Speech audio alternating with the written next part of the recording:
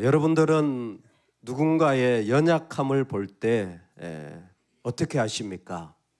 아니, 저 사람이 저런 모습이 있었어? 야, 나는 정말 그렇게 생각 안 했는데 그 사람 내가 잘못 봤네. 전혀 생각하지 않은 다른 연약함을 발견할 때 여러분들은 어떻게 하십니까? 다윗이라는 한 사람에게 치명적인 연약함이 계속 드러나고 있습니다. 그가 하나님 앞에 전쟁터에 나가지 않고 그냥 지붕 위에 올라갔다가 음란한 일을 행하고 간음을 행하고 심지어 생명을 죽이는 일을 주도하는 이런 살인 교사를 하게 되어집니다. 근데 그것이 끝이 아니에요. 다윗의 치명적인 약점이 있어요. 그건 다윗의 인생과 연결되어져 있습니다. 다윗은 평생 동안 뭐 하는 사람이었냐면 전쟁하는 사람이에요. 다윗은 사자를 때려잡고 골리앗을 때려잡고 심지어 이스라엘이 한 번도 정복하지 못한 블레셋을 평정한 사람입니다. 그리고 그의 나라는 어느 때보다 견고하여졌습니다. 참 잘하는 거죠. 그러면 그가 못한 게 뭡니까? 재판입니다. 왕은 전쟁과 재판 두 가지 기능을 해야 되는데 전쟁에 능한 왕이 다윗이에요. 재판을, 즉 백성들을 법으로 다스리는 것은 사실 다윗에게는 쉽지 않은 일입니다. 그래서 하나님 누굴 세워요? 솔로몬을 세운 거예요. 솔로몬은 다윗이 하지 못하는 재판의 일을 아주 능하게 하는 사람이에요. 아주 그의 지혜가 특별한 거예요. 다윗이 멍청하다라는 게 아니라 다윗에게는 그것을 하기에는 너무 역부족이고 어떻게 보면 다윗에게는 그게 그의 연약함의 자리입니다. 여러분, 이 모습을 이스라엘 백성이 봤을 때 너무 생경한 거예요. 이게 뭐지? 다윗은 다 잘하는 사람이잖아요. 다윗은 정말 대단한 사람이잖아요. 그런데 어느 것보다 이 백성들의 마음을 어루만지는 재판을 하지 못하는 그 일에 소홀한 다윗을 볼 때 상당히 좀 어려운 마음이 이스라엘 백성들 가운데도 들 수가 있습니다. 여러분, 우리가 사람을 만날 때에 그 사람의 잘하는 면만 보실 수 있기를 소망합니다. 그런데 이상하게 우리는 잘하지 못하는 게 더 잘 보이죠. 그렇죠? 그게 그리고 오랜 동안 마음에 남고 그것이 사실 큰 아픔이 되어집니다. 여러분, 그때 주의하셔야 됩니다. 누군가를 만날 때 내가 기대하지 않은 모습을 맞이할 수 있는 은혜, 그것을 받아들일 수 있는 믿음이 우리에게는 필요합니다. 왜 그럴까요? 그 자리가 하나님의 사람들을 무너뜨릴 수 있는 시험 드는 자리가 될 수 있기 때문입니다. 다윗의 연약함을 압살롬이 파고드는 거예요. 압살롬이 사실 누구보다 다윗의 연약함을 잘 알았을 겁니다. 왜? 머릿속에서 계속 내가 왕이라면 어떻게 할까라는 시뮬레이션을 돌린 사람이에요. 그러니까 뭘 잘하는지 뭘 못하는지가 너무 잘 보이는 거죠. 여러분, 못하는 걸 봤을 때 어떻게 할까요? 여러분, 잘 못하는 연약함을 봤을 때 어떻게 해야 될까요? 성경은 분명하게 가르쳐 주셨어요. 옷을 들고 뒤로 걸음치며 가려주는 겁니다. 누구죠? 노아의 아들들. 아버지의 허물을 봤을 때에 우리 아버지 저거 술 마시고 저 낮에 저기 옷 다 벗기고 저 봐라. 여러분, 함 같은 마음이면 안 됩니다. 그 저주받아요. 그건 하나님 앞에 저주받습니다. 성경이 가르쳐 준 거예요. 근데 셈과 야벳 같은 사람들 어떻게 합니까? 다 뒤로 가가지고 보지 않고 그것을 덮어주는 거예요. 덮어주는 겁니다. 여러분, 이상하게 뭔가 부족함을 봤으면요, 덮어주는 거예요. 그게 축복의 길입니다. 그 모습을 보고 당신은 이 모습 이런 것도 못하냐? 왜 이런 게 있느냐라고 한다면 여러분, 그것은 나 스스로 저주의 길로 걸어가는 거예요. 그건 하나님이 절대 기뻐하지 않습니다. 덮어줘야 되는 거예요. 정말 이런 모습이 있네? 덮어줘야 되는 거예요. 근데 압살롬이 지금 하는 길은 뭡니까? 가만히 보니까 다윗이 못해. 그래서 50명을 데리고 성문 앞에 섭니다. 룻기서나 사사기나 지금 사무엘서나 성문은 재판하는 자리입니다. 재판하는 자리예요. 그러니까 사람들이 뭔가 어려운 일이 있을 때 그곳에 와서 아뢰는 거죠. 그 아뢰는 자리에서 그 백성들과 지금 이야기하는 압살롬의 모습이 이렇습니다. 보라, 내 일이 옳고 바르다마는 내 송사를 들을 사람을 왕께서 세우지 아니하셨다. 다윗이 정신이 없어가지고 지금 이 일 해결할 사람을 안 세웠다라는 거죠. 즉 지금 행정적으로 엉망진창이라는 거예요. 그렇게 지금 다윗이 나라를 다스리고 있다라는 겁니다. 여러분, 압살롬이 뭐하고 있습니까? 사람의 마음을 훔치고 있습니다. 사람의 마음을 훔치고 있어요. 의외로 교회에서 사람의 마음을 훔치는 자들이 있습니다. 사람들과의 관계에서 사람의 마음을 훔치는 자들이 있어요.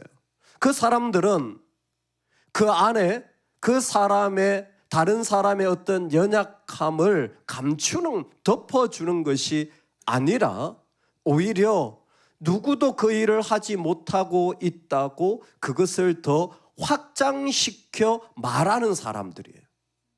사실 다윗이 얼마나 많은 일을 했는지 몰라요. 하지만 사실은 사실입니다. 송사를 들을 사람을 왕께서 세우지 아니했다. 그러니까 다윗에 대한 마음이 멀어지는 말을 하는 거예요.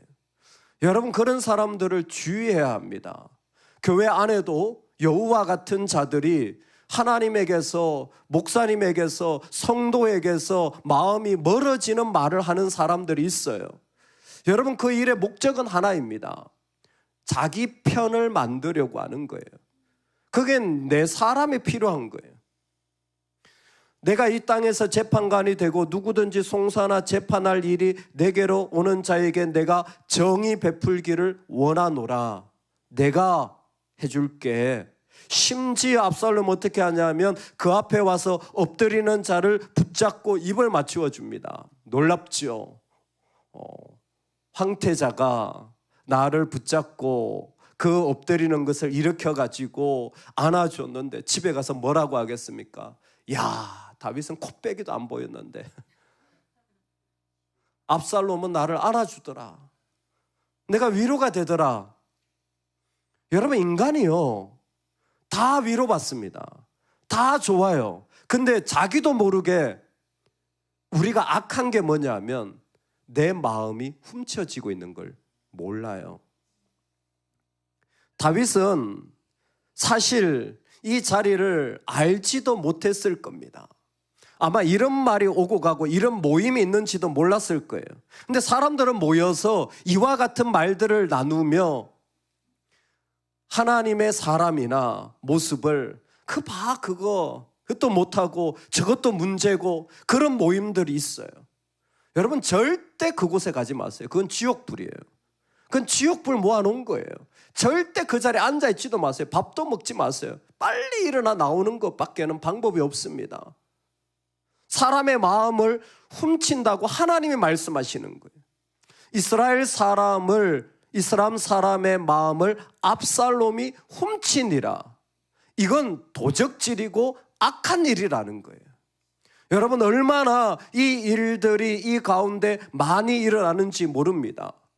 이사야가 선언했습니다.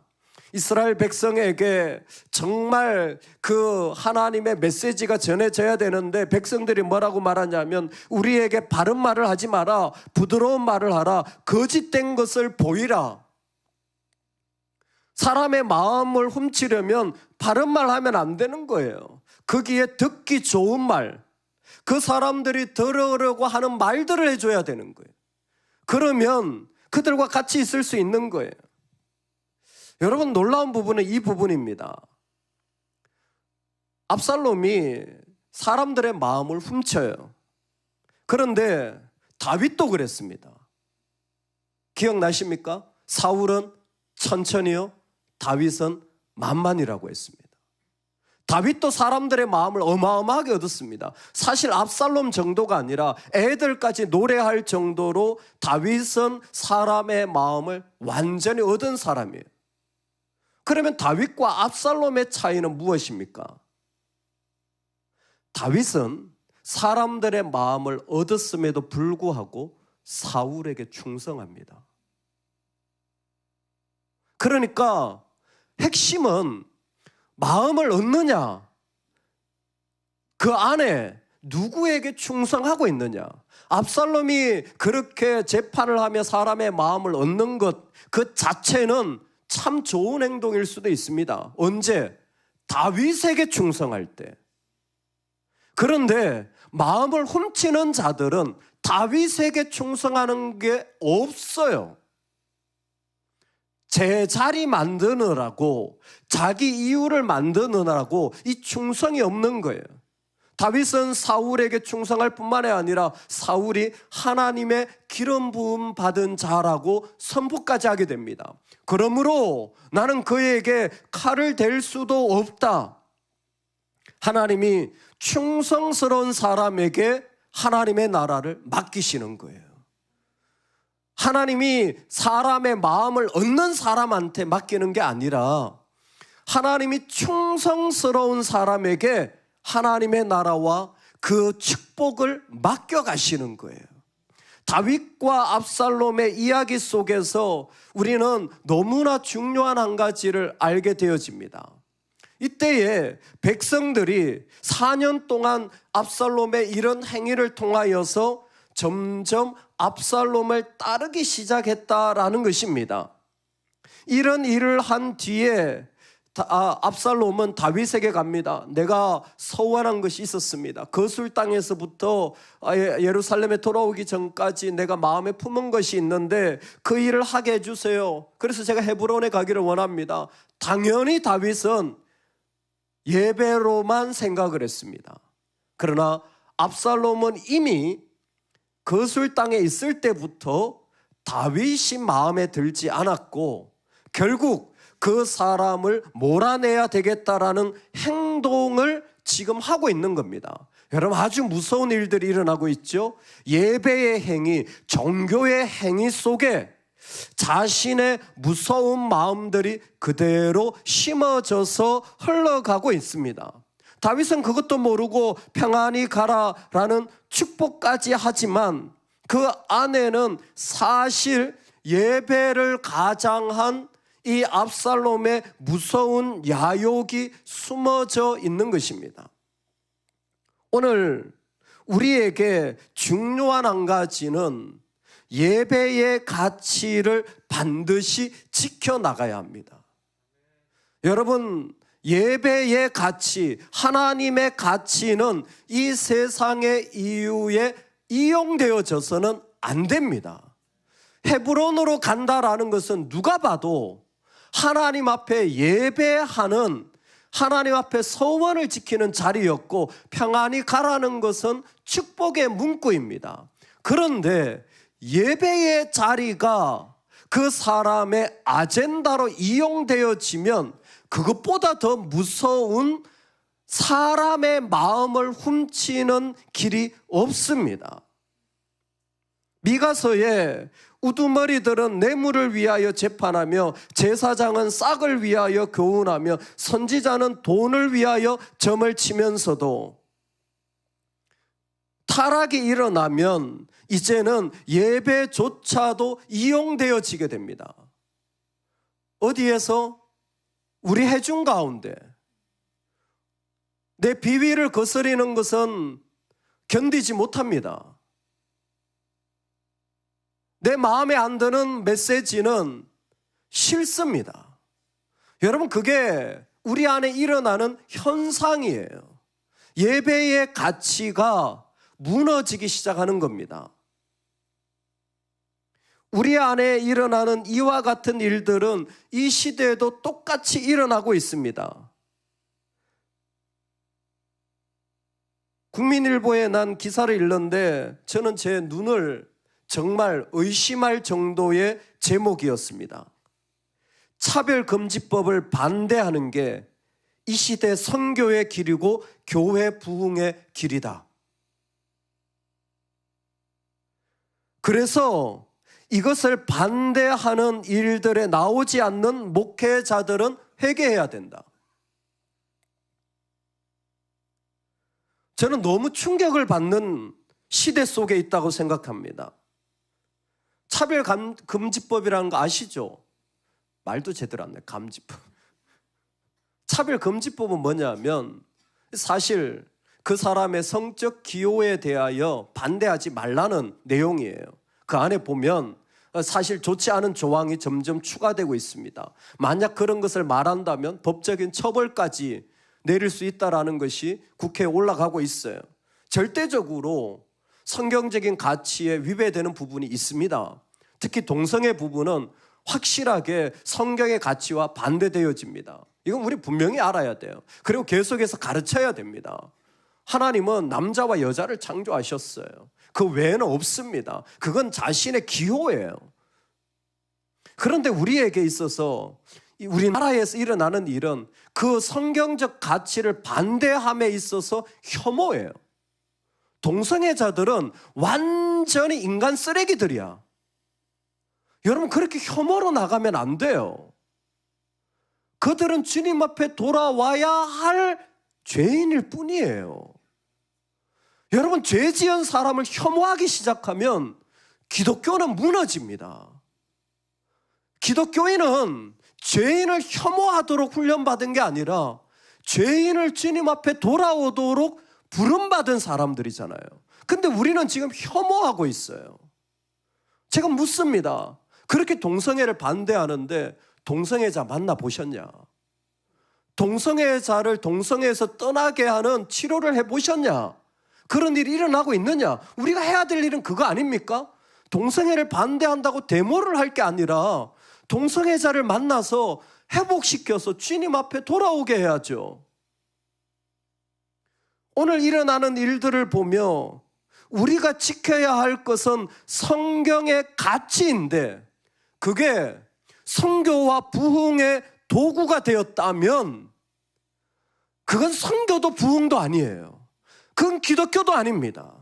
예배가 정치적 행위를 덮는 구실로 사용되어지면 안 됩니다.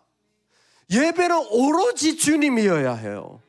예배는 오로지 말씀이어야 해요. 거기에 어떤 정치적인 아젠다가 조금이라도 들어가서 사용되어진다면 그건 하나님의 나라를 오염시키는 것이에요. 너무 무서운 일입니다. 왜 교회가 그런 식으로 부흥되어야 합니까?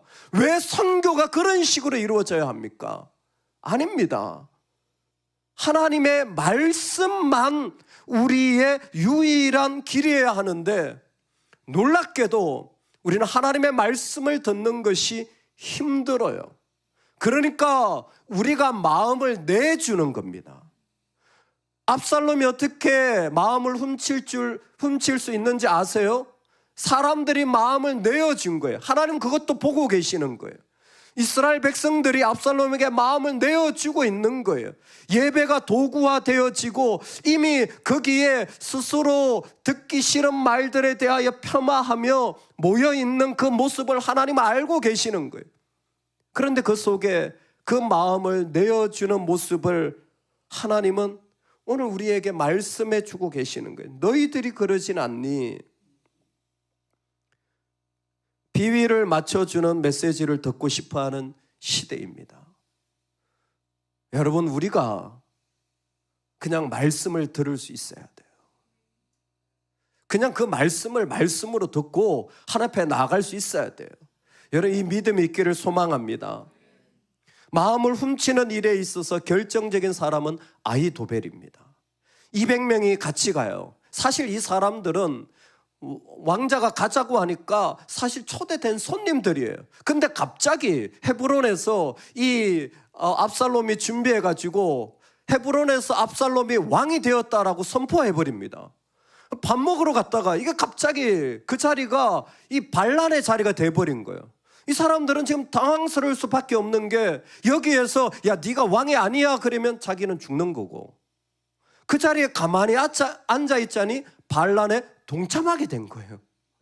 이러지도 저러지도 못하는데 사람들이 볼 때는 200명이나 이스라엘 지도자들이 앉아 있으니 이거는 인정받은 반란이다. 누가 봐도 200명이 다 거기 헤브론에 있대. 이거는 제대로 뭔가 일어났나 보다. 이와 같은 구조들이 있는 상황이 일어나고 있습니다. 그때 아히도벨이라는 한 사람이 등장해요. 모략가죠. 왜 이 사람이 중요하느냐? 이 사람이 키맨이에요. 즉, 이 일을 하는 데 있어서 적극적인 동력자가 아히도벨이에요. 아히도벨이 어느 정도인지 우리는 잘 모르는데 다윗이 딱 소식을 듣습니다. 압살롬에게 아히도벨이 따라갔대요. 그러자 다윗이 즉각적으로 한 일이 뭐냐면 기도입니다. 하나님, 아히도벨의 계략을 패하여 주세요. 그 얘기는 뭐냐면 아히도벨의 지혜는 하나님이 패하지 않으면, 아히도벨의 권세와 힘은 하나님이 멈추지 않으면 사람이 멈출 수 있는 수준이 아닌 거예요. 대적할 수가 없는 수준이에요. 그러니까 혹자는 연구 가운데 보면 이 아히도벨이 그 밧세바의 아마 할아버지가 아닐까라는 이름이 똑같거든요. 그런 연구들도 있습니다. 그 가정에 아픔을 준 다윗에 대한 뭔가 적개심이 남아있는 그런 것 속에 이렇게 합류했을 가능성도 존재하는 건 사실입니다. 중요한 건 이겁니다. 12절 말씀, 제사 드릴 때 압살롬이 사람을 보내 다윗의 모사 길로 사람 아히도벨을 그의 성읍 길로에서 청하여 온지라 반역하는 일이 크감에 압살롬에게로 돌아오는 백성이 많아지니라. 아멘. 하나님은 그 똑똑한 힘 있는 능력 있는 아히도벨까지 참여했지만 이 일을 반역이라고 말씀하시는 거예요. 이 일은 반역이다. 그냥 도전이 아니라 이건 반역이라는 거예요. 이 반역하는 일들 때문에 지금 이 상황이 되었고, 이것은 방기 정도가 아니라 확실한 하나님 나라를 대적하는 반역이라는 것입니다. 압살롬이 마음을 훔쳤어요. 자기 이익이죠. 결국 그 안에 성도들의 마음을 훔쳐가는 자, 그리고 그 안에 진짜 능력인 아히도벨 같은 사람, 그리고 심지어 예배조차도, 부르심조차도 이용되어지는 이 혼탁한 시대 속에 하나님의 선언은 반역이라는 거예요. 아니, 다윗도 사람의 마음을 얻었잖아요. 사실 이와 같은 일들은 곳곳에 있잖아요. 왜 압살롬은 반역입니까? 왜 그럴까요? 약속이 없기 때문입니다. 자기 이익과 감정만 남아있어요. 여러분 잘 살피셔야 돼요. 우리를 자기 이익, 나한테 손해냐 유익이냐, 그리고 내 감정이 어떠냐만 남아있지 하나님의 약속이 없어요. 하나님의 약속이 없으면 그건 반역이고 하나님을 대적하는 행위예요. 오늘 이 모습은 우리에게 너무 중요한 도전을 주는 거예요. 우리도 자기 이익에 따라서 나를 위로해 주는 사람, 뭔가 다르게 주는 사람에게 얼마든지 마음이 뺏길 수 있는 존재입니다. 쉽게 그럴 수 있어요. 사실 거기에서 우리도 듣기 싫은 말을 좋아할 리가 없습니다. 그런데 약속이 있으면 그 사람은 약속을 따라가요. 그 사람에게 어떤 감정이 힘들고 어떤 이익에 손해가 나더라도 하나님의 약속이 있으면 그 약속 따라가는 거예요. 여러분, 그게 우리의 길입니다. 그게 우리 믿음이에요. 우리는 그렇게 살아가는 거예요. 이 땅에 세상에 다 뒤집어지고 정부가 어떤 일을 세상에 어떤 일을 해도 우리는 그 속에서 약속을 따라 걸어가는 사람, 기꺼이 내 이익과 감정을 뒤로 하고 하나님의 약속을 부여잡고 살아가는 사람이 우리예요. 여러분, 이 땅에 마음을 훔쳐가는 자들이 있죠. 참 너무나 쉽지 않은 세상에 실제로 수없이 일어나는 일들입니다.